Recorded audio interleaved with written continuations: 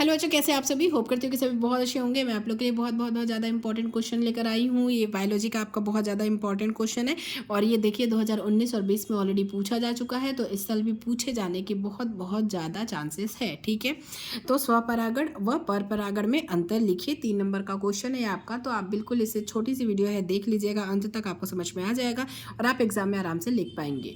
तो स्वपरागण क्या होता है? Self pollination.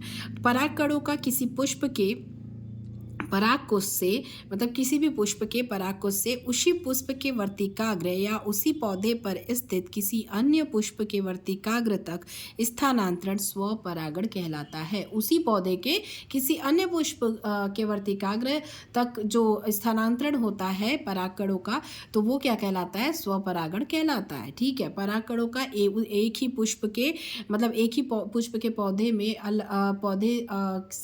पौधे में पॉलिनेशन जो होता है वो क्या कहलाता है? स्वपरागण कहलाता है। मतलब उसी पौधे के एक पुष्प से दूसरे पुष्प में जो पॉलिनेशन की क्रिया होती है, मतलब परागण की क्रिया होती है, वो स्वपरागण कहलाती है। और परपरागण क्या होता है?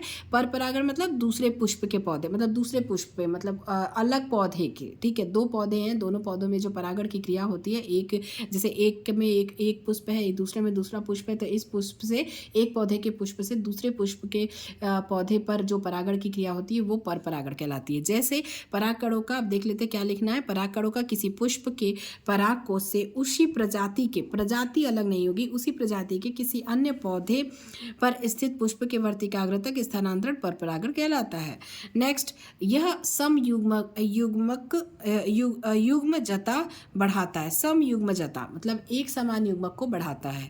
यह विषम युग्मजता व विभिन्नताओं को जन्म देता है, क्योंकि दो अलग अलग पौधे में परागण की क्रिया होती है तो वह विभिन्नता को जन्म देता है। यह जैव विकास हेतु आवश्यक है। विभिन्नताएं होती है जैव विकास में। ठीक है, तो जैव विकास के लिए क्या आवश्यक है? परपरागण, क्रॉस पॉलिनेशन। नेक्स्ट हमारा परागण कारकों पर सीमित निर्भरता होती है। परागण कारकों पर क्या होती है? सीमित निर्भरता होती है। भाई क्यों सीमित होती है? क्योंकि एक ही पौधे के मतलब पुष्प में आपस में होती है यह क्रिया, तो इसीलिए ये जो होते हैं सीमित होते हैं।